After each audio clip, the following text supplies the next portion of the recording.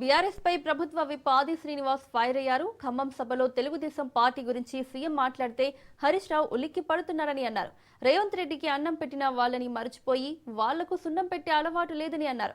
తెలంగాణ ప్రయోజనాల కోసం తనకు రాజకీయంగా అండగా నిలిచిన టీడీపీని హుందాగా విడిచి కాంగ్రెస్ లో చేరి దోపిడీదారులపైన పోరాడి ముఖ్యమంత్రి అయ్యారని అన్నారు.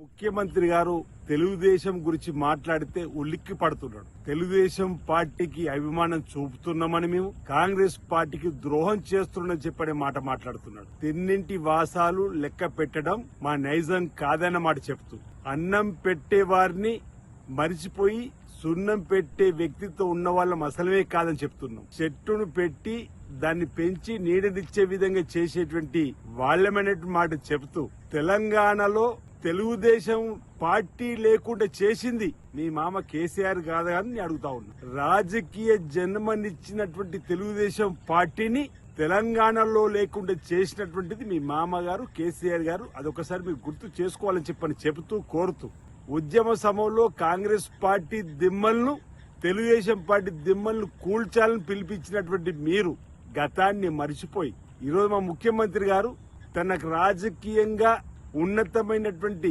రాజకీయంగా అండనిచ్చినటువంటి టీడీపీని తెలంగాణ కోసం వదిలి హూందాగా కాంగ్రెస్ పార్టీలో చేరిన సందర్భంలో మీలాగా ఆనాడు వైఎస్ఆర్ గారికి మామా చాటు అల్లుళ్లాగా మీరు ఇచ్చినటువంటి బోకే వైఎస్ఆర్ గారు చనిపోకపోతే ఈ ప్రజలకు మీ వ్యక్తిత్వం తెలుసు.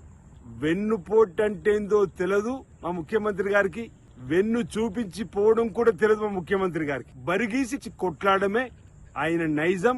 రేవంత్ రెడ్డి గారి వ్యక్తిత్వం మీకు తెలిసినప్పటికీ వెన్నుపోటు గురించి మీరు మాట్లాడుతున్నారు. మా ముఖ్యమంత్రి గారు తెలుగుదేశం గురించి మాట్లాడితే ఉలిక్కి పడుతుంది.